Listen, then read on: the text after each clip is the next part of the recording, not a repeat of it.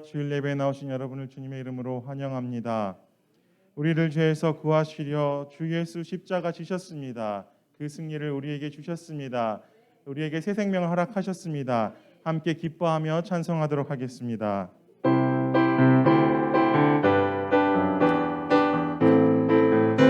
우리를 죄에서 구하시려 주 예수 십자가 지셨으니 기쁘게 부르세 할렐루야. 나 구원 얻었네. 찬송하세 찬송하세 주님 나를 구하셨네. 찬송하세 찬송하세 주가 구원하셨네. 우리를 주께서 구했으니 이전에 행하던 악한 일과 주하고 더러운 모든 죄를 온전히 버렸네. 찬송하세 찬송하세 주님 나를 구하셨네. 찬송하세 찬송하세 주가 구원하셨네. 나 지금 죄에서 사함받아 거룩한 백성이 되었으니 이 육신 장막을 벗을 때도 겁날 것 없겠네. 찬송하세 찬송하세 주님 나를 구하셨네. 찬송하세 찬송하세 주가 구원하셨네. 우리가 이 세상 떠날 때에 예수의 손목을 굳게 잡고 영원히 즐거운 천국에서 주와 함께 살겠네. 찬송하세 찬송하세 주님 나를 구하셨네. 찬송하세 찬송하세 수고용 구원. 4절 한 번 더 찬송하겠습니다. 우리가 이 세상 떠날 때에 예수의 손목을 굳게 잡고 영원히 즐거운 천국에서 주와 함께 살겠네. 찬송하세 찬송하세 주님 나를 구하셨네. 찬송하세 찬송하세 주가 구원하셨네. 세상이 당신을 모른다 하여도 주님은 그 이름 마음에 새겼네. 세상이 주 이름 모른다 하기에 오늘도 그 이름 열방에 새기리. 땅의 모든 끝이 주께, 땅의 모든 끝이 주께 돌아오게 되리. 잃어버린 영혼을 향한 아버지의 꿈 당신의 삶을 통해 이루어지리. 세상이 당신을 모른다 하여도 주님은 그 이름 마음에 새겼네. 세상이 주 이름 모른다 하기에 오늘도 그 이름 열방에 새기리. 땅의 모든 끝이 주께,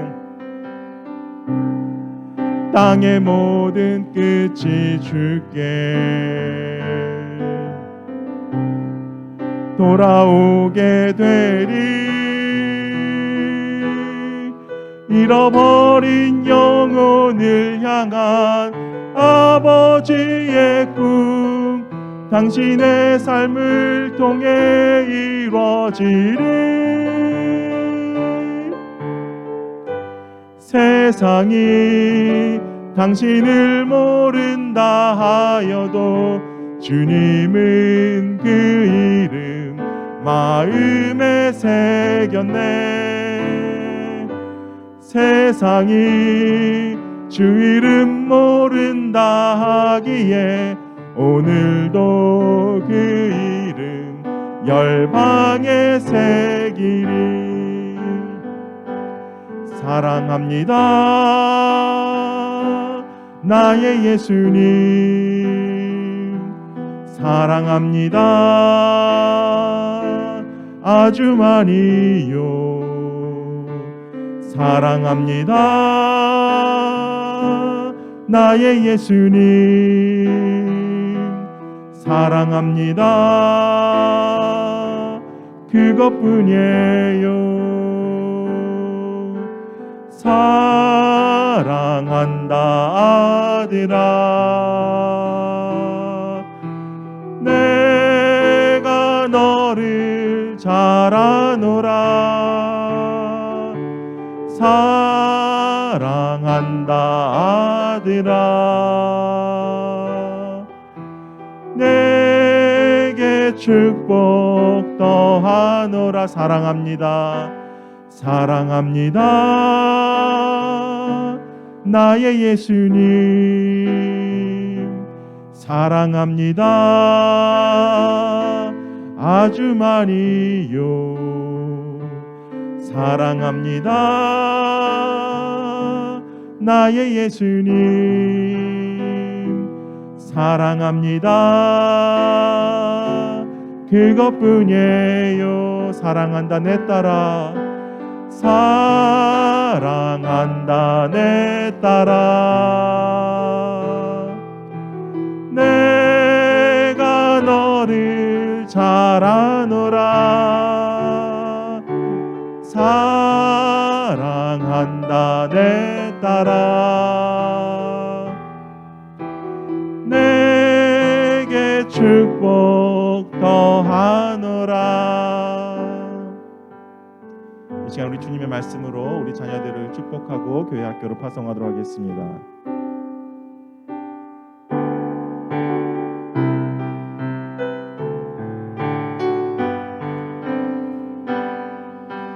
주님 너를 항상 인도하시리. 메마른 땅에서도 너를 만족시키리. 너는 물된 동산 같겠고 마르지 않는 샘 같으리. 너는 물된 동산 같겠고 마르지 않는 샘 같으리. 주님 너를 항상, 주님 너를 항상 인도하시리. 메마른 땅에서도 너를 만족시키리. 너는 물된 동산 같겠고 마르지 않는 샘 같으리. 너는 물된 동산 같겠고 마르지 않는 샘 같으리.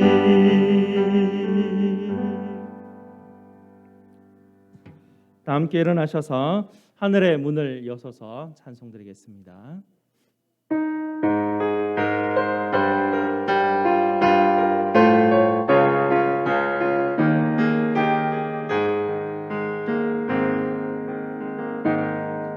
하늘의 문을 여소서, 이곳을 주목하소서. 주를 향한 노래가 꺼지지 않으니 하늘을 열고 보소서. 이곳에 임재하소서. 주님을 기다립니다. 기도의 향기가 하늘에 닿으니 주여 임재하여 주소서. 이곳에 오셔서 이곳에 앉으소서. 이곳에서 드리는 예배를 받으소서. 주님의 이름만이 오직 주의 이름만 이곳에 있음. 이곳에 오셔서 이곳에 앉으소서. 이곳에서 드리는 예배를 받으소서. 주님의 이름만이 오직 주의 이름만 이곳에 있습니다. 아멘. 우리 하나님의 이름을 부르며 예배로 나아가겠습니다. 우리의 도움은 천지를 지으신 여호와의 이름에 있도다. 아멘. 다 함께 전도서 12장 13절 말씀을 함께 합독하도록 하겠습니다. 일의 결국을 다 들었으니 하나님을 경외하고 그의 명령들을 지킬지어다. 이것이 모든 사람의 본분이니라. 아멘. 우리 하나님께서 여러분을 이렇게 축복하시며 환영하십니다. 하나님 우리 아버지와 주 예수 그리스도로부터 은혜와 평강이 있기를 원하노라. 아멘. 우리 다 함께 찬송 44장으로 하나님께 영광 돌리겠습니다.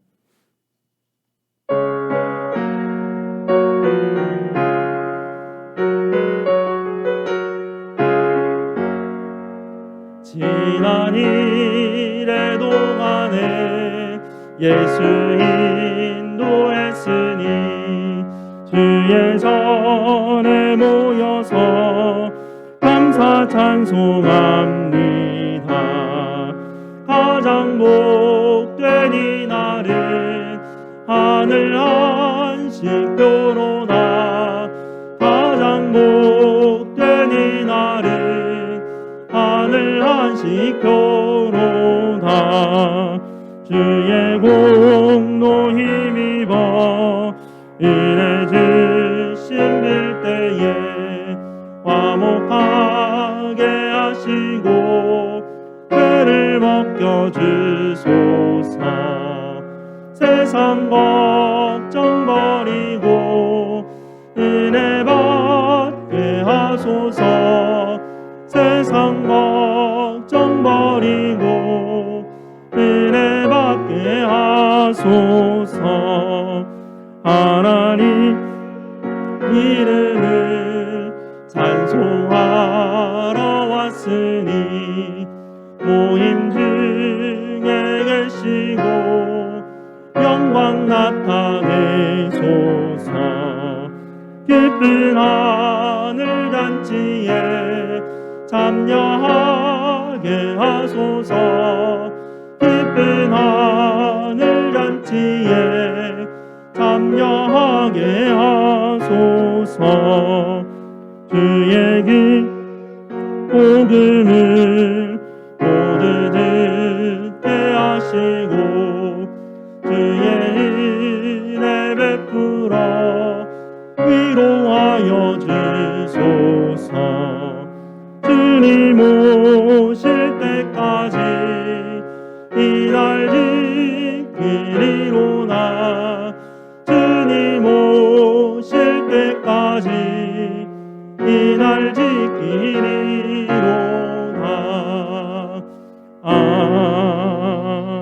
아멘. 다 함께 앉으셔서 하나님께서 우리에게 약속하신 십계명 함께 합독하도록 하겠습니다. 하나님이 이 모든 말씀으로 말씀하여 이르시되 나는 너를 애굽 땅 종되었던 집에서 인도하여낸 네 하나님 여호와니라. 제1은 너는 나 외에는 다른 신들을 내게 두지 말라. 제2는 너를 위하여 새긴 우상을 만들지 말고 또 위로 하늘에 있는 것이나 아래로 땅에 있는 것이나 땅 아래 물속에 있는 것의 어떤 형상도 만들지 말며 그것들에게 절하지 말며 그것들을 섬기지 말라. 제3은 너는 내 하나님 여호와의 이름을 망령되게 부르지 말라. 제4는 안식일을 기억하여 거룩하게 지키라. 제5는 내 부모를 공경하라. 제6은 살인하지 말라. 제7은 간음하지 말라. 제8은 도둑질하지 말라. 제9는 내 이웃에 대하여 거짓 증거하지 말라. 제10은 내 이웃의 집을 탐내지 말라. 아멘. 약속의 계명에 비추어서 우리의 죄를 십자가 앞에 아뢰는 시간 갖도록 하겠습니다.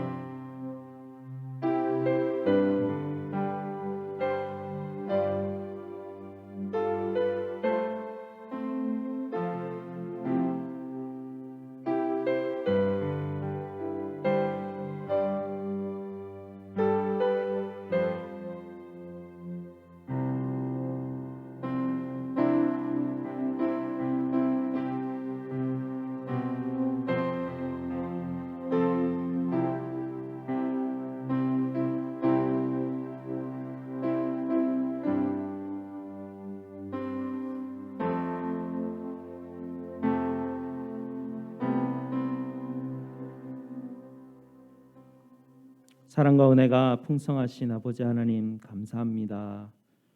오늘도 십자가로 인하여 아버지 앞에 나아갑니다.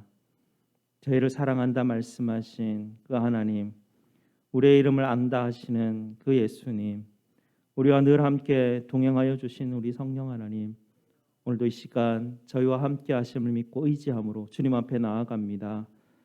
이 시간 저희들의 죄를 주님 앞에 아뢰고 고백합니다. 아버지 하나님, 저희 안에 있는 씻을 수 없는 모든 죄악들을 예수 그리스도의 보혈의 공로로 하나님 덮어주시고 주님의 은혜로 말미암아 오늘도 주님 앞에 나아가 하나님께 예배드리는 귀한 저희들 될 수 있도록 주께서 인도하여 주시옵소서. 예배를 온전히 하나님 앞에 맡겨드리오며 우리 주 예수 그리스도 이름으로 기도드리옵나이다. 아멘. 우리 구주 예수님께서 느헤미야 9장 17절 하반절 말씀으로 우리에게 죄사함의 확신을 주십니다. 그러나 주께서는 용서하시는 하나님이시라. 은혜로우시며 긍휼히 여기시며 더디 노하시며 인자가 풍부하심으로 그들을 버리지 아니하셨나이다. 아멘. 이 복음의 말씀을 믿으시고 기쁨으로 계속해서 예배드리도록 하겠습니다. 다 함께 기도하시겠습니다. 은혜가 풍성하신 우리 아버지 하나님께 찬송과 영광을 올려드립니다. 저희의 생각으로는 감히 미치지도 못하는 그 한없는 사랑을 아버지 하나님 십자가에 못 박힌 예수 그리스도의 은혜를 통하여 우리에게 믿음과 은혜로 부어주시니 참으로 감사를 드립니다. 깊은 탄식과 사랑으로 저희 성도 한 사람 한 사람을 위해 기도해 주신 우리 성령 하나님, 이 시간 성도들의 마음의 눈을 열어주시어 하늘의 보좌에 계신 아버지 하나님과 어린 양을 보게 하여 주시고 온전히 예배드릴 수 있도록 주께서 인도하여 주시옵소서. 영과 진리로 예배드리게 하시고 믿음과 은혜로 붙들며 아버지 앞에 서는 이 귀한 예배 시간 될 수 있도록 주께서 인도하여 주시옵소서. 오직 하나님의 이름만이 영광이 되는 예배가 되게 하시고 하늘의 뜻이 하늘에서 이룬 것 같이 오늘 이 자리에서도 하나님의 뜻이 온전히 이루어지기를 아버지 하나님 이 시간 간절히 기도하오니 주께서 응답하여 주시옵소서. 그리스도 안에서 하나된 공동체로 교회로 부르신 우리 아버지 하나님, 아버지 하나님의 뜻을 따라 우리 제일장로교회가 든든히 세워져 갈 수 있도록 주님 붙들어 주시옵소서. 오직 십자가만 바라보는 교회가 되게 하시고 아버지 은혜와 감사의 기쁨과 찬양으로 하나님 앞에 올려드리는 우리 교회가 될 수 있도록 주께서 인도하여 주시옵소서. 저희 교회에 허락하신 리더십과 직분자들에게 십자가의 마음을 부어주시고 주님과 함께 십자가의 죽음으로 주님의 리더십을 배우게 하여 주시고 오직 하나님의 은혜에 감사하는 마음으로 아무 자격 없는 자로 섬기는 하나님 재직분자들 다 될 수 있도록 주께서 인도하여 주시옵소서. 우리 성도들의 신음소리와 부르짖음에 귀를 기울여 주신 우리 아버지 하나님, 오늘도 주님 앞에 간절히 기도드리오니 우리 성도들의 상한 심령과 상한 육신을, 지친 육신을 주님 돌보아 주시옵소서. 하나님 열심을 다해 신실하게 성실하게 살아온 인생들입니다. 주님, 육신이 상하고 약하여진 성도들이 있습니다.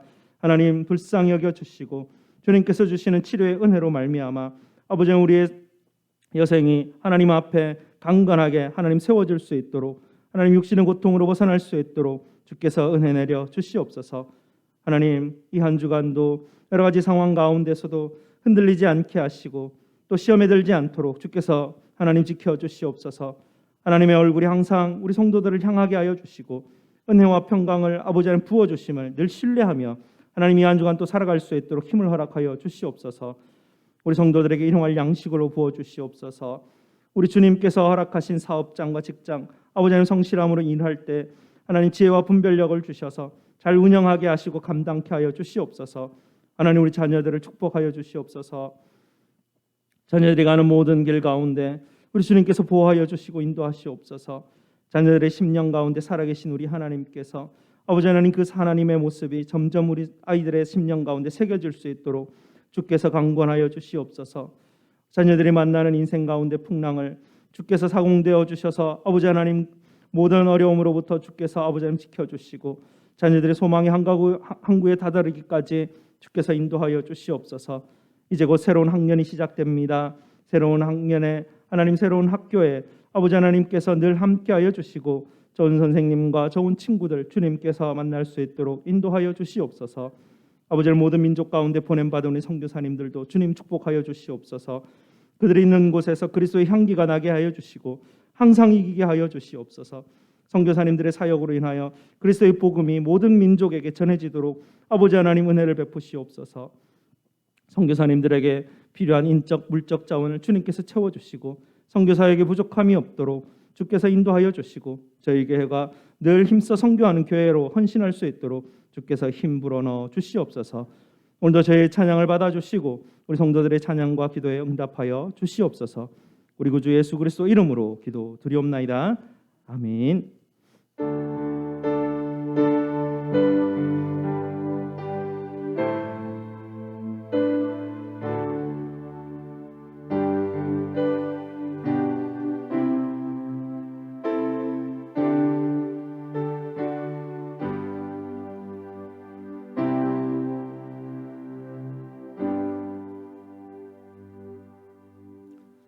예수 믿는 믿음이라는 제목으로 샤론 찬양대에서 영상으로 하나님께 찬양드리겠습니다.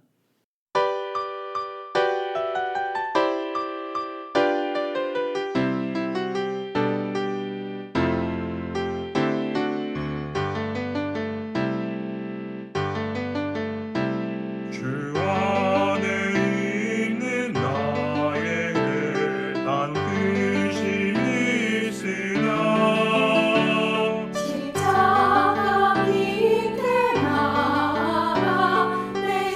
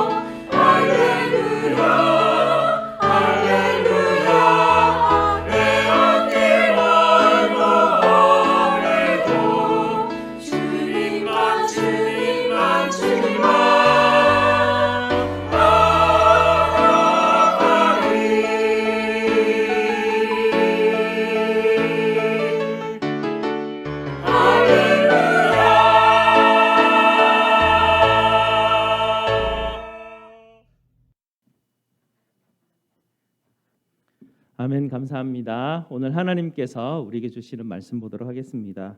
오늘 하나님 말씀 시편 6편 1절에서 7절까지 말씀입니다.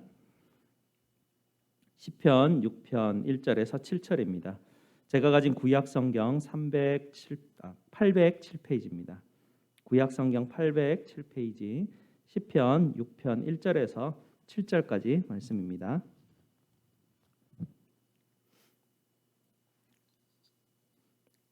다 찾으셨으면 1절부터 7절까지 말씀을 교독하시고 마지막 절은 함께 읽도록 하겠습니다. 여호와여, 주의 분노로 나를 책망하지 마시오며 주의 진노로 나를 징계하지 마옵소서. 여호와여, 내가 수척하였사오니 내게 은혜를 베푸소서. 여호와여, 나의 뼈가 떨려오니 나를 고치소서. 나의 영혼도 매우 떨리나이다. 여호와여, 어느 때까지니이까? 여호와여, 돌아와 나의 영혼을 건지시며 주의 사랑으로 나를 구원하소서. 사망에서는 주를 기억하는 일이 없사오니 스올에서 주께 감사할 자 누구리이까? 내가 탄식함으로 피곤하여 밤마다 눈물로 내 침상을 띄우며 내 요를 적시나이다. 내 눈이 근심으로 말미암아 쇠하며 내 모든 대적으로 말미암아 어두워졌나이다. 아멘. 말씀 앞에 기도하도록 하겠습니다. 아버지 하나님 감사합니다. 오늘도 아버지 하나님께서 주시는 말씀 앞에 저희를 불러주시니 감사를 드립니다. 오늘도 우리 성도들의 마음의 눈과 귀가 열려 주의 말씀이 깨닫게 하여 주시고 말씀으로 인하여서 기쁨으로 하나님 앞에 감사함으로 삶을 살아가는 저희 성도들 될 수 있도록 주께서 인도하여 주시옵소서. 예수 그리스도 이름으로 기도드리옵나이다. 아멘. 우리는 인생을 항해에 비유하곤 합니다. 앞에 그림을 우리가 보게 되면 우리가 인생의 항구를 출발할 때, 배가 항구를 출발할 때 부푼 꿈을 품고 출발하지 않습니까? 이 타이타닉이라는 영화를 보게 되면 많은 사람들이 여러 가지 꿈과 희망을 안고 이 배를 타서 출발을 하게 됩니다. 인생도 우리가 배가 출항하는 것처럼 우리 마음에 꿈을 품고 또 소망과 희망을 품고 또 사랑하는 것을 품고 저 배를 떠나가는 그런 인생으로 시작을 하게 되죠. 그러다가 다음 장면에서 폭풍을 만나게 됩니다. 비바람을 이겨보려고 정말 갖은 애를 쓰면서 저 파도를 뚫고 지나가게 되죠. 겨우겨우 폭풍을 빠져나오면서 야, 정말 겨우 살아났네 하고 놀란 가슴을 진정시키는 그런 인생의 과정도 있죠. 그러나 다음 장면과 같이 커다란 빙산에 부딪혀서 배가 파산해버리는 인생이 벽에 부딪혀가지고 더 이상 어쩔 줄 모르는 그런 상황들도 우리는 인생 가운데 맞이하게 됩니다. 사랑하는 사람을 잃기도 하고요. 큰 질병에 걸리기도 하고 자녀 문제로 인해서 눈물을 흘릴 때도 있습니다. 그런데요, 이런 일들은 교회 다닌다고 피해지는 것이 아닙니다. 우리가 교회 다니면서 신앙생활 열심히 하면 인생의 항해에서 발생할 수 있는 커다란 재난을 피해갈 수 있을 거라 우리는 기대하지만 그런데 제 짧은 경험으로는 아무리 신앙생활을 잘하여도 인생의 바다에서 닥쳐오는 이 풍랑을 피할 수 있던 사람을 볼 수가 없었습니다. 인생의 항해에서는 그저 풍랑이 닥쳐오고 어떨 때는 저렇게 빙산에 부딪히기도 합니다. 아무리 열심히 신앙생활을 하고 아무리 경건하고 아무리 애쓴다고 하도 이런 일들을 피할 수는 없습니다. 만약 이것을 피할 수 있다고 가르치는 그런 사람이 있다면 아마 환상 가운데 살아가는 그런 사람일 것입니다. 인생의 삶에서 고통과 아픔, 고난, 재난에서 자유로울 수 있는 사람은 단 한 사람도 없습니다. 아브라함도 모세도 다윗도 아무도 이곳에서 자유할 수 없었습니다. 어릴 때 부흥에 가게 되면요, 부흥사 목사님들이 신앙생활 잘하면 헌금생활 잘하면 복 받는다라고 그렇게 말을 합니다. 여러 가지 재난 가운데서 하나님께서 피할 길을 주신다 그렇게 말씀을 듣게 되죠. 그래서 우리는 신앙생활 잘하면 이런 재난을 피할 수 있을 거라는 기대를 은연중에 우리 마음속에 품고 그렇게 신앙생활을 해왔던 것 같습니다. 오늘 본문과 같은 시편으로 어릴 때 설교를 들었던 기억은 잘 없었던 것 같습니다. 집안에 나쁜 일 생기면 그저 내게 무슨 문제가 있거니 라고 생각을 합니다. 그래서 교회에서 가르치는 대로 회개해야만 이 일들이 해결되겠거니 하나님의 진노를 풀어드려야만 이런 문제들이 해결되겠거니라는 그런 생각들을 은연중에 하게 됩니다. 여러 가지 문제를 맞이하고 재난을 맞이하고 집안의 문제들을 경험하면서 슬픈 일이 오면서 우리가 해야만 할 것 같은 것은 빨리 피하는 것이죠. 빨리 이 문제를 해결하면 좋겠다라는 그런 생각에 여전히 우리는 머물러 있게 됩니다. 그런데 미국에 와서 미국이 더 훌륭하다는 얘기가 아니고요. 제가 살던 그런 환경을 떠나와서 그냥 좀 삼자 입장에서 볼 수 있는 그런 위치에 있다 보니까, 그리고 전혀 의지할 수 없는 그런 상황이 있다 보니까 교수님들 이야기도 더 잘 들리게 되고 했던 것 같습니다. 그래서 교수님들 하는 이야기를 들어보니 이런 말을 합니다.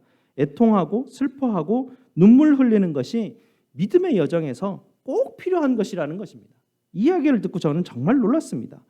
아니 신앙생활하는 목적이 우리가 인생에서 고난을 겪지 않고 피해가기 위함인데 신앙생활에 있어서 꼭 필요한 것이 바로 애통, 오늘 우리 성경에서 읽었듯이 탄식, 이것이 꼭 필요하다라고 그렇게 이야기를 하는 것입니다.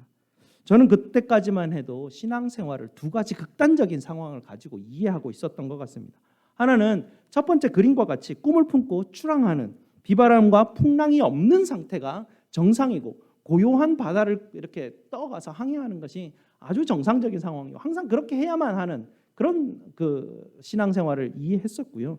다른 하나는 두 번째, 세 번째와 같이 비바람이 불고 빙산에 부딪혀서 파산하고 문제가 많은 것 같은 그런 비정상적인 그런 상황들은 어떻게든 피해 가야 되는 것이고, 그것에 부딪혔을 때는 내게 무슨 인생에 문제가 있었기 때문에 그런 일들이 일어난다라고 두 가지 극단적인 상황을 가지고 우리는 인생과 신앙생활을 이해했던 것 같습니다. 그러니 이런 생활은 흑백의 관점으로 세상을 바라보는 관점인데요. 정상과 비정상, 옳음과 그름, 좋음과 나쁨, 이렇게 세상을 두 가지로 분류해서만 이해하는 그런 관점이었던 것 같습니다. 그러다 보니까 첫 번째 그림과 같이 이렇게 출항하고 꿈을 품고 꿈을 이루어가는 그런 어떤 것을 우리 인생에서 목표로 삼고 있죠. 우리가 삶을 살아갈 때 성공하려고 하고 평온하려고 하고 잔잔한 그런 바닷가를 항해하려고 하는 것, 그것이 우리 인생의 목표가 되어버린다는 것이죠. 신앙생활의 목표도 마찬가지로 이렇게 두 가지 흑백의 관점을 가지고 삶을 살아가게 되면 우리의 목표가 잔잔한 바다를 향해서 가는 그것이 우리의 목표가 되는 것이었다는 것이죠. 그리고 다른 것은 두 번째, 세 번째와 같은 그런 상황이 부딪히게 되면 어떻게든 피해야 되고 그것은 나쁜 것이고 그것은 좋지 않은 것이고 문제가 있는 것이라고 받아들이는 것이죠. 경험하고 싶지 않은 그런 상황인 것입니다.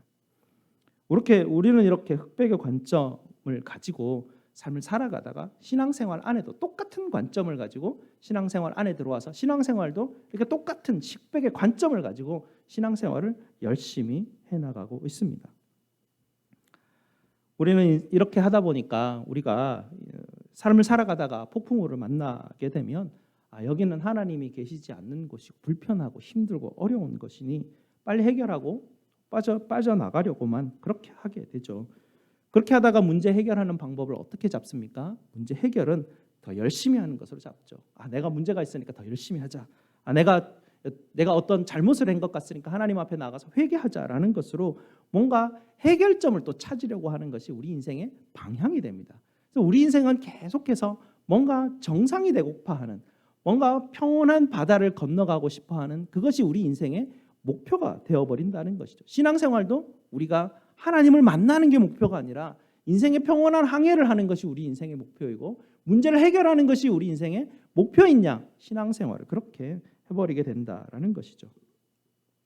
이렇게 옳은 것과 그른 것, 인생을 흑백의 관점으로 나누어 생각하는 것은 아직 세상을 이해하지 못한 어린 아이들에게 세상을 이렇게 보여주는 장치로 첫 관점으로 소개할 때 이런 흑백의 관점을 가지고 아이들에게 이야기하죠. 그래서 아이들 보는 만화 영화를 보면 딱 두 가지 세계관입니다. 흑백의 세계관이죠. 선한 사람이 있으면 복을 받고 악한 사람이 있으면 멸망한다. 간단한 구조를 가지고 세상을 설명하고 아이들에게 보여줍니다. 그렇게 설명할 때만 흑백의 관점 정도, 그 정도 수준에서만 인생을 살아갈 때 아이들 수준에서만 이해할 수 있는 그런 삶의 관점인데요. 안타깝게도 우리는 이 관점을 가지고 평생을 살아가는 그런 어떤 안타까움이 있게 되죠. 신앙생활도 이 관점을 가지고 신앙생활을 하다 보니 하나님이 말씀하시는 말씀은 그런 딱 두 가지 극단적인 관점으로 성경은 이야기하고 있지 않음에도 불구하고 우리 자꾸 오해하게 되죠. 그런 인생에 성경이 가지고 있는 여러 다양한 그런 말씀들의 그 스펙트럼을 다 받아들이지 못하고 내 머리에 있는 관점의 구조가 흙과 백의 구조이고 옳은과 그름의 구조밖에 없으니까 성경을 그렇게밖에 읽지를 못하는 거예요. 내 관점 너머에서 성경은 내 관점을 깨려고 들어와서 그것이 아니고 잘못됐고 성경은 이런 멋진 인생을 우리에게 보여주고 있는데 우리는 그것을 바라볼 수 없게 됩니다. 흑백의 관점에서 삶을 살아간다고 삶을 살아가다 보면 뭔가 불편하게 되죠. 착한 사람이 복을 받는다? 살아보니 그렇게 안 되지 않습니까? 흑백의 관점은 잘못됐구나 이렇게 받아들여야 되는데 그 뭔가 이상한 것을 받아들이지 못하고 계속 그 관점만 가지고 그냥 삶을 살아가는 것이죠. 착하고 순한 사람이 우유부단하죠. 그 우유부단함이 세상에 얼마나 해악을 끼치는지 우리는 잘 경험했지만 잘 인식은 하지 못하죠. 사람은 결국 우리가 인생을 살아보게 되면 사람은 이타적일 수 없구나. 사람은 자기 유익을 붙들고 삶을 살아갈 수밖에 없는 그런 존재구나라는 것을 지극히 이 인생은 지극히 이 세상은 악할 수밖에 없구나라는 것을 계속 거듭 경험하며 우리는 삶을 살아가게 됩니다. 또 흑백의 관점으로 바라보는 또 다른 그 관점은 무엇이냐면 사람을 볼 때 영혼과 몸을 두 가지로 나누어 보는 것이죠. 영혼은 귀하고 없어지지 않는 것으로 보고 몸은 썩어져 없어지는 것으로 보는 그런 관점입니다. 성경은 한 번도 그렇게 인간을 그렇게 그림을 우리에게 설명한 적이 없지만 우리는 은연중에 흑과 백의 관점을 가지고 사람을 이렇게 이해하고 성경도 이렇게 우리에게 가르친다고 우리는 그렇게 이해하고 있습니다. 영혼을 살리기 위해서 사람들이 하는 일은 종교를 가지거나 선한 일을 하거나 뭔가 경건한 어떤 훈련들을 하거나 수양을 갖는 그런 행동들을 하게 됩니다. 이런 행동들을 하게 되면 우리의 영혼은 그래도 좀 좋은 데로 갈 수 있지 않을까. 이 감옥이라는 이 몸이라는 감옥에서 썩어져갈 이 몸에서 벗어나서 좀 더 나은 곳으로 갈 수 있지 않을까. 그것을 기대하는 것이죠. 몸은 썩어져서 없어져 버리는 것이니까요. 우리는 이런 관점을 가지고 삶을 살아가면서도 이게 뭐가 문제인지 그게 뭐가 문제야라고 그렇게 인식할 수밖에 없는 것이 너무나 깊이 그런 관점을 가지고 삶을 살았기 때문에 그렇습니다. 근데 그 신학교 와서 교수님이 한마디가 이런 생각들을 다시 생각하게 만들었습니다. 믿음의 여정에서 꼭 필요한 것이 탄식이다라는 그 한마디였습니다. 흑백의 관점으로 세상을 바라보는 사람에게 탄식은, 애통은, 슬픔은 친구가 될 수 없는 것이죠. 애통과 슬픔은 친구가 될 수 없습니다. 애통과 탄식과 슬픔은 그저 피해야 될 것이고 지극히 불편한 것들입니다. 그것은 애써서 극복해야 될 것들이지 이런 것들과 친구가 된다라는 것 상상도 할 수 없는 일들이었습니다. 이런 불편한 이런 흑과 백의 관점을 가지고 삶을 살아가다 보면 우리 인생에서 이런 문제에 부딪히게 되죠.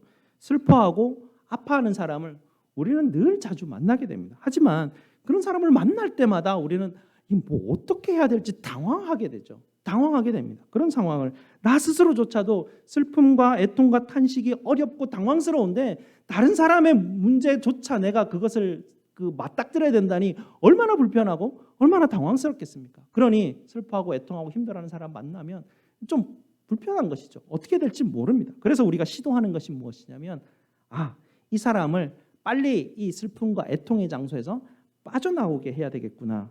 빨리 이 사람을 뭔가를 해결해 줘야 되겠구나. 해서 슬픔을 당하는 사람에게 우리는 어떻게 합니까? 가서 잔소리합니다. 훈계하죠. 야, 이렇게 해야지 빨리 나올 수 있어 하고 뭔가 자꾸 해결해 주려고 합니다. 해결이 됩니까? 왜 그렇습니까? 내가 그 슬픔의 장소, 애통의 장소에 가고 싶지 않기 때문입니다. 내가 그 사람과 함께 애통하고 슬퍼하고 힘들어할 자신이 없기 때문에 그렇습니다. 그러니 할 수 있는 일은 뭡니까? 나는 여기 서 있고 애통하고 있는 사람을 빨리 나와야지 내가 안 불편하지 하는 마음으로 우리는 그런 사람들을 불편한 상황 가운데 대하게 되죠. 우리는 초상집에 가면 우리는 그냥 어떤 이렇게 위로하는 경우가 있죠. 자매님, 남편이 천국 가셨으니 위로 받으시고 이제 그만 슬퍼하십시오라고 그렇게 슬퍼함을 자제를 시킵니다. 또 어떤 자녀를 잃어버린 부모에게 가서도 당신 자녀가 천국에 갔으니 좋은 데 갔으니 그만 슬퍼하고 위로받고 너한테 이제 두 아이가 여전히 남겨져 있으니 두 아이 바라보고 살아라.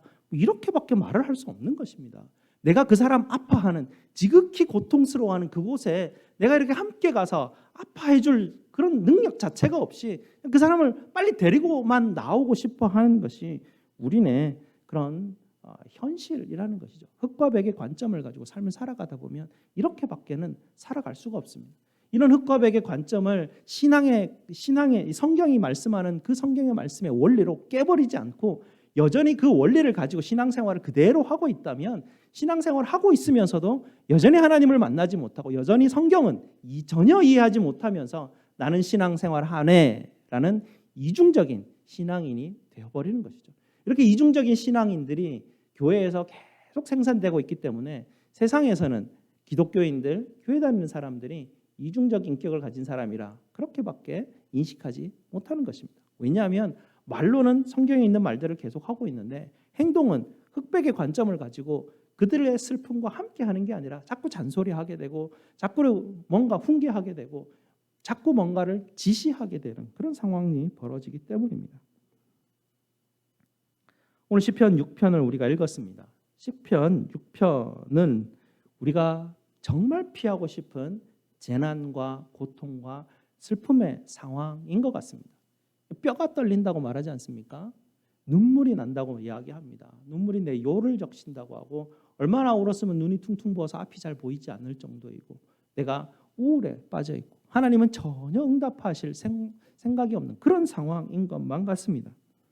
인생의 항해에서 커다란 빙산에 그냥 부딪혀버린 그런 상황이 시편 6편의 상황이죠. 이런 시편을 이름 붙여서 탄식시라고 합니다. 시편 150편으로 이루어져 있지 않습니까? 이 시편 150편이 150편이 있는데요. 그 중에 이렇게 6편과 같이 탄식시라고 이름 붙여지는 게 3분의 1이 넘습니다. 3분의 1이 넘습니다. 시편이 노래하는 것이요. 이스라엘 역사 속에서 믿음의 사람들이 좋은 시편들, 은혜로운 시편들을 얼마나 많이 썼겠습니까? 근데 그 중에서 150편을 모아가지고 시편으로 여기서 묶어서 이 시편을 묶었는데요. 그 중에서 탄식하고 슬퍼하고 아파하고 원망하는 시를 빼버리지 않고요. 그런 시편들을 모아가지고 3분의 1이 넘는 그런 분량을 가지고 시편 안에 여기에 같이 실어 놓은 것입니다. 더구나 오늘 시편을 지은 사람은 다윗 왕 아니겠습니까? 성경에서 믿음의 사람이라면 믿음의 사람 꼽으라면 둘째가라면 서러워할 분이 바로 이 다윗 왕 아니겠습니까?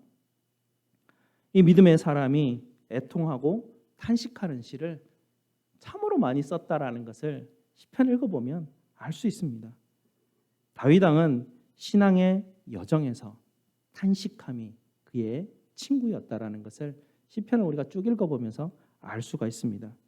그의 인생 여정에서 다윗은 애통하고 슬퍼하고 탄식하는 것을 주저하지 않았습니다. 다윗은 슬픔과 고난을 두려워하거나 피하려고 하지 않고 그냥 그곳에 파묻혀서 울고 아파하고 뼈가 떨리고 우울해하고 하나님 왜 응답하지 않으십니까? 하나님 왜 나를 버리셨습니까? 하나님을 원망하고 의심하고 이런 시편들을 이 시편 가운데 기록해서 우리에게 남겨놓은 것이죠. 성경은 우리가 살아가는 인생을 흑백의 관점으로 우리에게 보여주지 않습니다. 다윗이 기록하고 있는 시편을 봐도 시편의 3분의 1 이상은 하나님을 찬양하고 하나님을 기뻐하는 시편이 기록되어 있습니다. 또 그만큼의 분량대로 하나님 앞에 자기가 질병으로 또 아픔으로 여러 가지 억울함으로 하나님 응답하시지 않음으로 하나님을 의심함으로 슬픔과 애통과 이런 탄식들을 담아놓은 이런 눈물을 흘리는 시편도 3분의 1 이상이 넘게 이곳에 담겨져 있습니다. 이 자연스러운 우리 인생에서 벌어지고 있는 일들이라는 것이죠. 좋은 것만 하나님께서 함께 하시는 것이고 슬픔과 탄식 가운데는 하나님이 함께 하시지 않기 때문에 우리가 그것을 빨리 벗어나야 된다는 그런 개념을 우리에게 보여주고 있지 않습니다. 저와 여러분이 경험하고 있는 고통의 상황과 슬픔과 탄식의 상황은 다윗이 경험한 것과 전혀 다른 것이 아닙니다. 슬픔과 고통과 아픔은 피해야 되는 것이 아니죠. 믿음의 여정을 걸어가는 성경의 사람들은 모두가 지나갔던 그런 골짜기입니다. 다 지나간 것이죠. 다 자연스러운 현상이라는 것입니다. 인생이라면 그냥 반드시 그냥 다 통과해야 되는 것이 이런 과정들이라는 것입니다.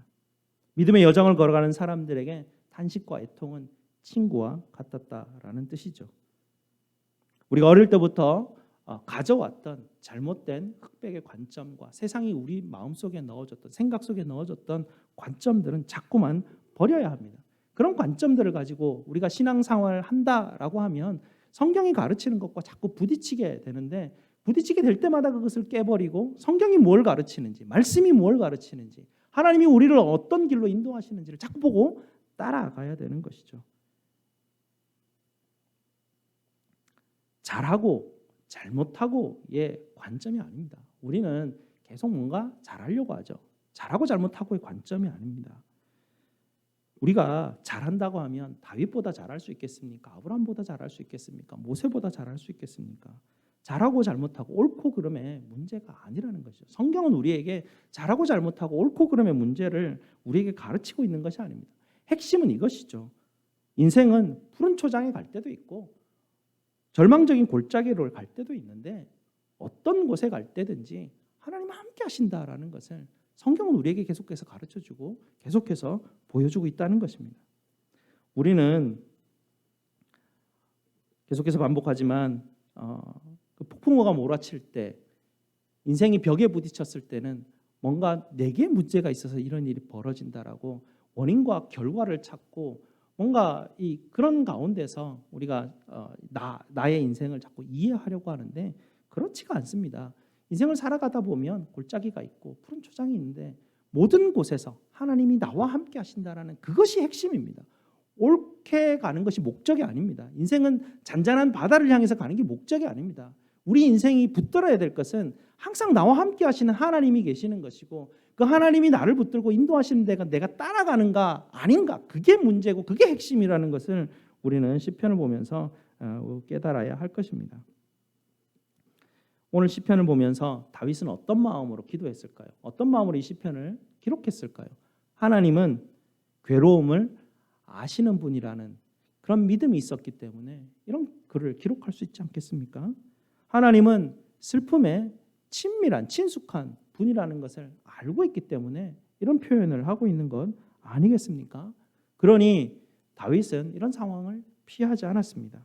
하나님의 마음이 상할까 예의 차리거나 어떻게 하나님 앞에 주저하거나 그러지 않았습니다. 잔잔한 바다를 항해하는 것만 좋은 것이고 이 파선하고 풍랑이 있는 이런 것들 그런 것들과는 상관이 없는 것이죠. 자녀들의 문제, 건강의 문제, 상실의 아픔들, 사업의 실패들 이런 일들은 늘상 우리 인생 가운데 일어나는 일임을 우리는 받아들여야 됩니다. 이런 문제가 뭔가 문제가 일어나서 일어나는 것이 아니라 이런 인과응보의 그런 어떤 관점을 가지고 인생을 이해하는 것이 아니라 하나님이 어떤 상황 가운데 왜 이런 일이 일어나는지 우리 모르지 않습니까? 아무리 이해하려고 해도 우리에게 왜 이런 엉뚱한 일이 생기고 왜 이런 재난이 생기고 왜 이런 일이 생기는지 전혀 우리는 이해하지 않습니다. 이해할 수 없습니다. 성경도 그것을 우리에게 설명하고 있지 않습니다. 그저 죄가 우리 안에 들어왔기 때문에 이 세상이 이렇게 악하여져 있다 정도만 설명해주고 계시고 핵심은 무엇이냐면 어떤 상황 가운데서도 하나님이 그곳에 함께 계신다는 것을 믿어라라는 것을 가르쳐주고 있습니다. 성경이 우리에게 계속해서 분명하게 세 가지를 가르쳐주고 있는데요. 첫 번째는 무엇이냐면 하나님께서는 온전히 선하신 분이라는 것을 성경은 강조하고 있습니다. 하나님은 악을 만들어내시는 분도 아니시고 죄를 짓도록 유혹하는 분도 아니시고 일말의 어두움도 없으신 분이라는 것이죠. 하나님은 빛이시고 그분 안에는 그림자가 전혀 없다라는 이 사실을 성경은 가장 중요하게 가르치고 있습니다.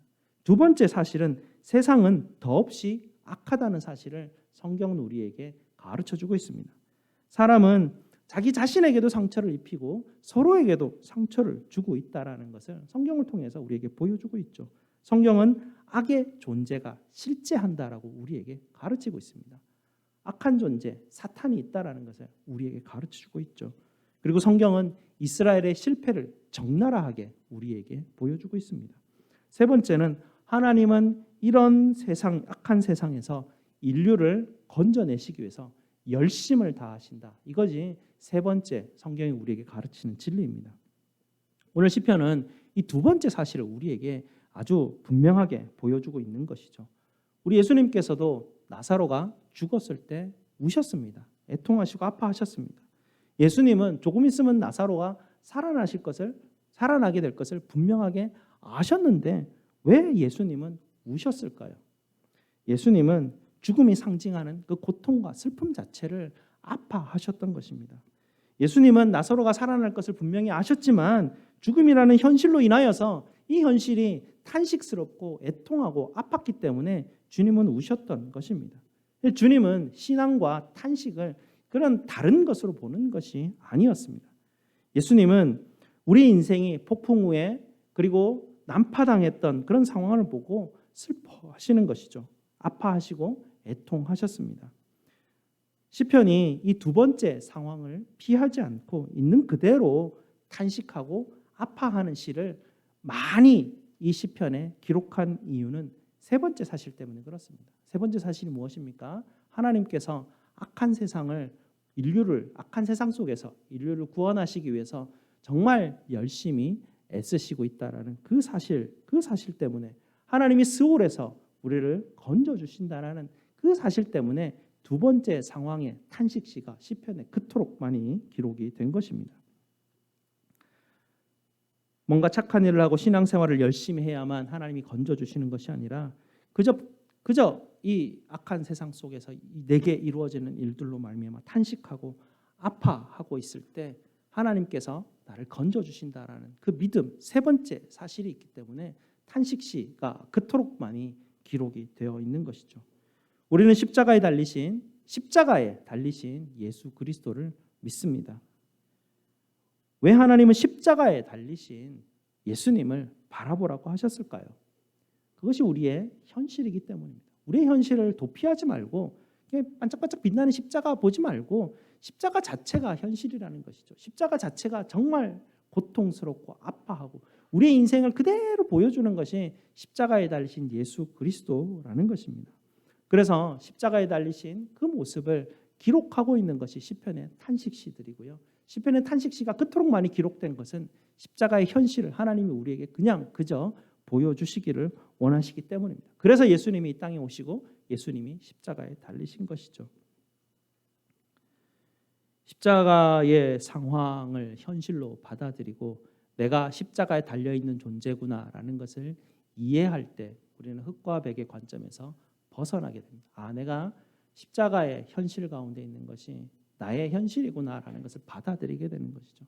나의 현실 가운데 슬픔과 애통 가운데 있을 때 우리가 할 수 있는 일은 나를 건져주실 분을 기다리는 것뿐입니다. 배가 파산했으면 방법이 있습니까? 구조선 올 때까지 기다리는 것밖에 없죠. 기다리는 사람 마음속에 있는 것이 무엇입니까? 애통함이고 가난함이고 온유함이고 하나님을 바라보는 것 아니겠습니까? 이 마음이 어떤 마음입니까? 예수님이 팔복 말씀에서 산상수훈에서 말씀하셨던 복된 사람이 가지고 있는 복된 마음의 상태를 우리에게 가르쳐 주시는 것, 그 상태 아니겠습니까? 이렇게 탄식하고 하나님 앞에 나아가서 슬퍼하고 아파하는 가운데 우리의 마음의 온유함과 겸손함이 찾아오게 되는 것이죠.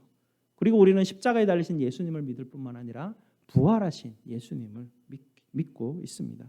하나님은 우리가 십자가에 달린 그 상황 속에 가만히 내버려 두시지 않을 것을 우리는 믿는 것이죠. 하나님은 우리가 난파당한 빙산에 부딪혀서 인생의 벽에 부딪혀서 우리가 완전히 무너져서 바닥을 쳐서 십자가에 달린 그런 상황이 되었을 때 우리 주님은 우리에게 찾아오셔서 그 난파당한 것을 그대로 내버려 두시는 것이 아니라 우리를 건져주실 부활하신 예수 그리스도를 우리는 믿는 것이죠. 이것이 바로 시편의 탄식시가 그토록 많이 기록된 이유입니다. 하나님이 우리를 건져주셨다라는 삶의 결과가 있었기 때문에 탄식시가 성경에 이렇게 많이 들어갈 수 있었던 것이죠. 그냥 탄식으로 끝났으면 시편에 이런 기록들이 왜 있었겠습니까? 그 탄식 가운데서 가장 중요하게 성경의 믿음의 사람들 인물들이 하나님을 만난 장소를 다 살펴보십시오. 다 탄식하는 인생의 바닥을 쳤을 때 하나님을 만났습니다. 다 십자가에서 예수님 만났지 다 그들이 잔잔한 바다에서 예수님을 만나지 않았습니다. 예수님을 만난 곳은 다 난파당한 곳이었고 다 풍랑 가운데서 예수님 하나님을 만난 것을 우리는 기억해야 합니다. 그러니 내가 슬픔의 때가 오고 애통의 때가 오고 내가 인생의 벽에 부딪혔을 때 우리는 그곳에 그냥 그저 머물러 있으면 되는 것이죠. 그게 나쁜 게 아닙니다. 그곳에 있고 힘들어하고 아파하고 고난하고 눈물 흘리고 정말 내가 처절하게 뼈가 흔들리는 그 아픔 가운데 있을 때 그때 나는 모르죠. 우리는 언제 오실지 모릅니다. 하지만 하나님은 그 정도 되었을 때 우리에게 찾아오시는 많은 상황들을 성경에서 우리에게 보여주고 있습니다. 그래서 그런 경험들이 시편에 그렇게 많이 기록이 된 것이죠. 하나님이 건져주심을 경험한 사람들은 다른 사람들이 지금 겪어가고 있는 아픔과 슬픔 앞에서 더없이 온유하고 겸손하게 되죠. 제가 아이가 힘들어하는 문제를 우리 집이 이제 겪고 나니까 다른 집에 아이 문제가 생겼을 때 한마디도 할 수 없게 되더라고요. 그전에는 뭐 괜히 아는 척 이것저것 좀 했었습니다. 그 아이가 그렇게 힘드니까 이렇게 하면 되려니 하고 뭐 좀 가르쳐 주기도 하고 훈계도 하기도 하고 배웠던 사실들을 알려주기도 하고 그렇게 했었는데요.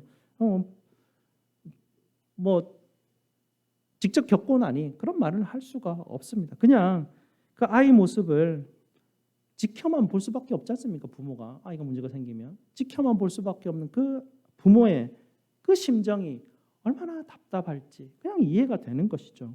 얼마나 울고 싶을까 그냥 이해가 되는 것입니다. 그냥 그분이 이야기하는 것을 들으면서 그분이 아파하고 있는 그곳에 나도 같이 가서 아파할 수 있는 힘이 생기는 것이죠. 내가 여기에서 있는 게 아니라 옛날에는 여기 있으면서 아파하는 사람 당황했으면 야 빨리 나와 하고 이상한 말로 자꾸 위로하려고 했다면 이제는 내가 그 아픈 곳에서 충분히 경험하고 아픈 것이 문제가 없고 내가 그곳에서 하나님을 만났다라는 경험이 있으니까 내가 쑥 들어가서 그 사람과 함께할 힘이 생긴다라는 것입니다. 그게 신앙의 힘이죠. 그게 진짜 신앙이 성경이 우리에게 가르치는 정말 사람다운 사람이 어떤 것인가 성경이 우리에게 보여주는 모습들입니다. 이런 모습들을 가지고 우리가 세상 사람들 앞에 다가가면 저 사람은 사람 좀 다르네, 괜찮다 이런 생각들을 가지게 되는 것이죠. 다른 어려움을 당하는 분들을 봐도 그렇습니다.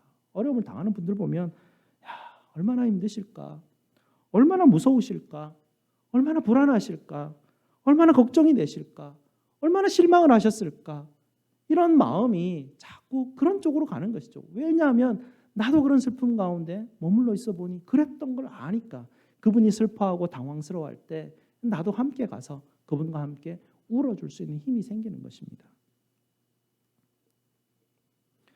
우리는 모두 십자가에 달린 사람들입니다. 십자가에 달린 죄수를 밑에서 바라보면서 판단하고 비난하는 사람이 아니죠. 저와 여러분은 예수님과 함께 십자가에 달린 사람이 되시렵니까? 아니면 예수님과 함께 십자가에 달린 사람들을 비난하고 훈계하고 지시하는 그런 사람이 되시렵니까? 우리가 겪고 있는 일은 분명 아픈 일이고 슬픈 일이고 걱정되는 일들입니다. 하지만 하나님 앞에 우리가 예의 바를 필요는 없습니다. 이런 상황 가운데 하나님은 우리가 예의 차리기를 원하지 않으십니다. 하나님 앞에 경건한 모습으로 설 필요도 없습니다. 그저 우리 상황이 십자가에 달릴 수밖에 없는 그런 아프고 눈물 나고 힘든 상황임을 그대로 내 상황을 하나님 앞에 표현하고 그냥 그 슬픔의 자리에 그대로 머물러서 아파하고 있는 것, 아파할 수 있는 것, 그것이 용기이고 신앙의 담대함입니다. 두려움은 두려워하지 않기 때문에 두려움을 두려워하지 않는 사람은 두려워할 수 있습니다. 두려움이 두렵지 않기 때문에 내가 두려워하는 것에 전혀 꺼리낌이 없습니다. 그냥 두려워하는 자리에 가서 두려워하고 그곳에 머물러 있습니다. 왜 그럴 수 있습니까? 건져줄 사람이 있기 때문에 그곳에서 아파서 기다릴 수 있는 것이죠. 막 나 혼자 거기서 막 허우적거리면서 나오려고 하고 문제 해결하려고 하고 애쓰고 물론 우리가 인생을 살면서 문제에 부딪히면 우리가 그곳에서 성실하게 내가 할 수 있는 것에서 하면 되지만 내 목적은 그곳에서 빠져나오는 게 목적이 아니라 그곳에 있을 때 하나님 만나는 게 목적입니다. 내 삶의 주변의 여러 가지 것들은 내가 할 수 있는 만큼에서 하는 것이고요. 그러나 인생의 목적은 빠져나오는 게 아니라 그곳에서 하나님을 만나는 게 우리의 목적입니다. 그래서 내가 더 경건해야지, 더 열심히 신앙생활 해야지 라는 것으로 문제를 자꾸 해결하려고 하는 것에 집중하지 마시고 하나님이 내게 찾아오시겠지, 하나님이 내게 오시겠지, 오실 거야, 분명히 오실 거야. 다윗도 겪었고 모세도 겪었고 수많은 인생의 사람, 믿음의 사람들이 다 겪었으니 나에게도 반드시 오실 거야 라는 그 반드시 오실 거야를 내 인생의 목표로 삼아야 됩니다. 하나님을 기다리는 그 기다림이 내 인생의 목표이지 내 문제를 해결하는 게 인생의 목표가 아닌 것이죠. 그러니 죽음의 현실을 그저 내 십자가의 현실이라는, 십자가를 지고 가라는 것이 내 십자가의 현실을 그대로 받아들이라는 것이죠. 뭐 힘들고 애쓰고 고통하는 가운데 자꾸 거기 있으라는 이야기가 아니라 현실을 받아들이라는 것입니다. 십자가라는 내 현실을 받아들이고 내 십자가의 현실에 찾아오실 그 하나님을 기다리라는 것이고 부활하신 그 하나님과 함께 부활할 그때를 기다리고 소망하라는 것을 하나님이 우리에게 가르쳐 주시기 위해서 십자가를 지고 가라라는 그런 표현들을 우리에게 쓰시는 것입니다. 뭐 고생하라 이런 이야기, 그런 의미라기보다도요. 탄식함, 애통함, 슬퍼함은 믿음의 여정에서 꼭 필요한 친구입니다. 십자가에 달리신 예수 그리스도를 만나시고 부활하신 주님과 함께 하시는 저와 여러분 되시기를 주님의 이름으로 축복드립니다. 기도하시겠습니다. 아버지 하나님 감사합니다. 우리가 가지고 있는 인생의 관점들을 하나님 말씀으로 인하여서 자꾸 벗어내게 하여 주시옵소서.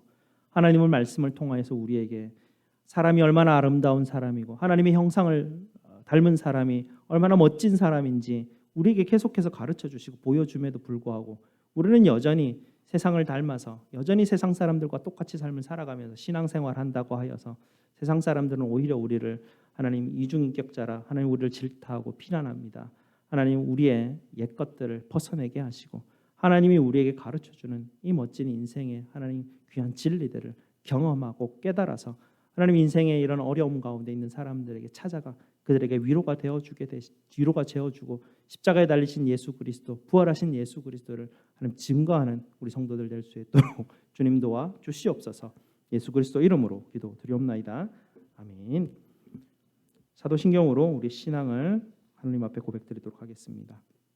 전능하사 천지를 만드신 하나님 아버지를 내가 믿사오며 그 외아들 우리 주 예수 그리스도를 믿사오니 이는 성령으로 잉태하사 동정녀 마리아에게 나시고 본디오 빌라도에게 고난을 받으사 십자가에 못 박혀 죽으시고 장사한 지 사흘 만에 죽은 자 가운데서 다시 살아나시며 하늘에 오르사 전능하신 하나님 우편에 앉아 계시다가 저리로서 산자와 죽은 자를 심판하러 오시리라. 성령을 믿사오며 거룩한 공회와 성도가 서로 교통하는 것과 죄를 사하여 주시는 것과 몸이 다시 사는 것과 영원히 사는 것을 믿사옵나이다. 아멘. 우리 다 함께 하나님 앞에 봉헌하시겠습니다.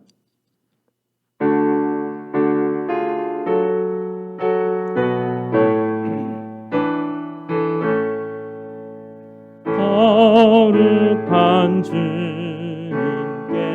예배를 드리세 무릎을 꿇고서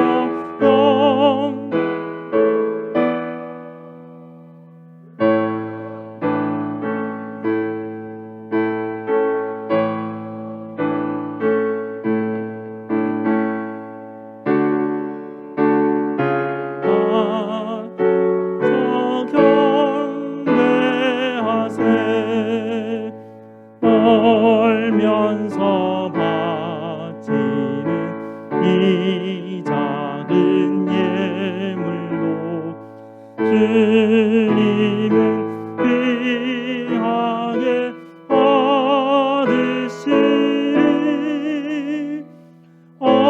어둠밤 지나고 새 아침 맞으니 믿음과 소망을 늘 주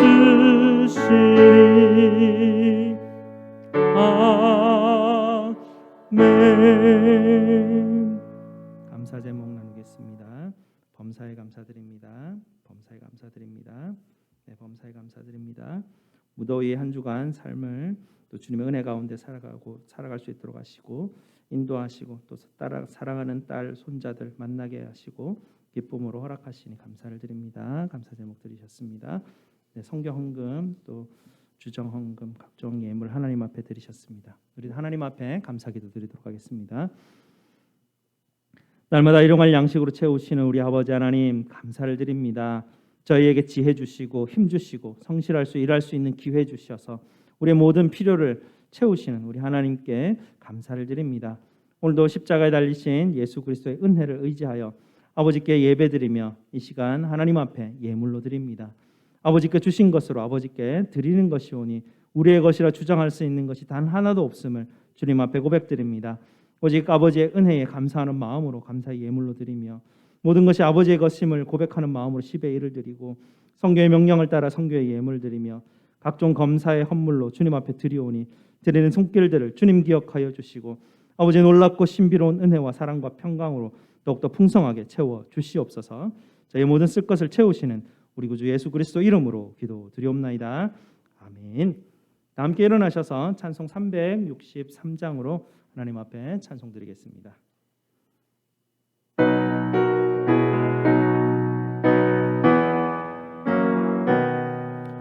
내가 깊은 곳에서 주를 불러하리니 주여 나의 간구를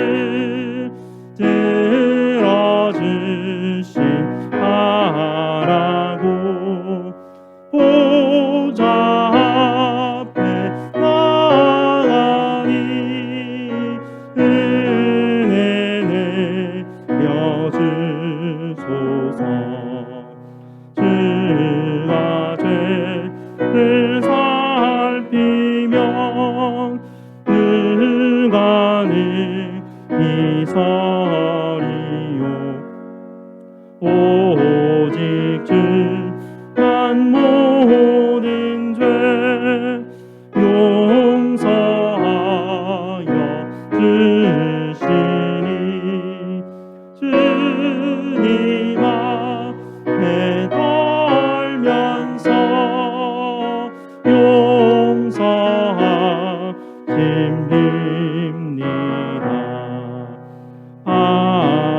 아수꾼이 새벽을 기다리고 말하듯 나의 영혼 주님만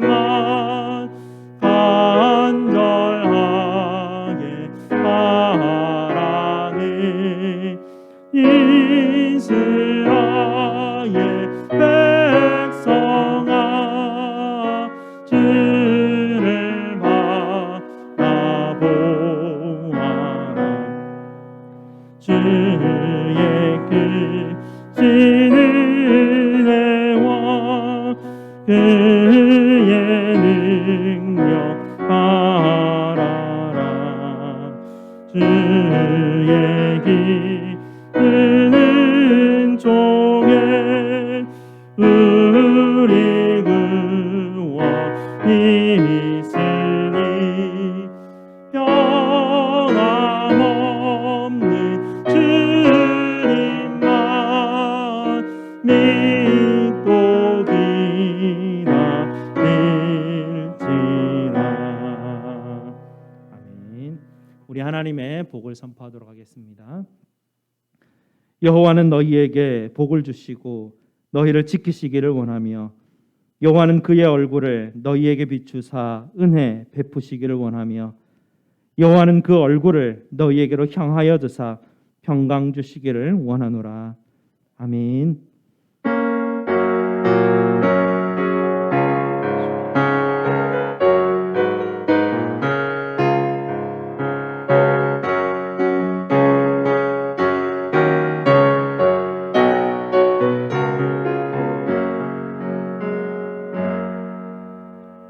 앉으시면 광고 말씀 드리겠습니다. 오늘 친교시의 성교회 원래회로 모입니다. 성교회 원래회로 모이시는데 우리 나오미하고 마르다는 좀 같이 한번 모여가지고 의논할 게 있으니까 한번 각자 따로 하시고 끝나시고 난 다음에 나오미하고 마르다는 따로 모여주시기 바랍니다. 한국학교 가을학기가 8월 27일부터 토요일 오전 10시에 시작하려고 합니다. 여러분 많이 기도해 주시기 바랍니다. 오늘 친교 후에 이 개강을 위해서 한국학교 교사들 모임이 있도록 하겠습니다. 그리고 우리 양혜나 양이 이제 주일학교를 졸업하고 당회에서 우리 해나 양을 중고등부 교사로 이제 임명하기로 했습니다. 중고등부 교사로서 우리 해나가 또 우리 교회에서 커서 또 이곳에서 봉사할 수 있게 되어서 얼마나 감사한지 모르겠습니다. 여러분 위해서 기도해 주시기 바랍니다. 그리고 10월 9일 날 교회 설립 30주년 또 권사 임직식 위해서도 기도해 주시기 바랍니다. 다 함께 일어나셔서 우리 함께 축복하도록 하겠습니다. 그리고 오늘 우리 김재덕 집사님, 김윤정 집사님 함께 예배 참석할 수 있게 되어서 너무나 반갑고 기쁩니다. 여러분 많이 축복해 주시기 바랍니다. 그리고 우리 김혜미자 집사님도 오래간만에 오셔서 반갑습니다. 그리고 거기 제가 마스크를 끼고 계셔서 우리 사모님 우리 최 사모님도 LA에서 사회 가시다가 오래간만에 집에 방문하셨습니다. 마스크 끼고 계셔서 누군지 몰라 뵀습니다. 네, 우리 다 함께 축복하도록 합시다.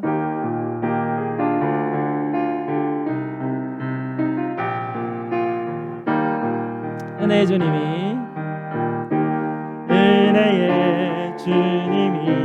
당신을 축복하고 사랑의 주님이 함께 하시네.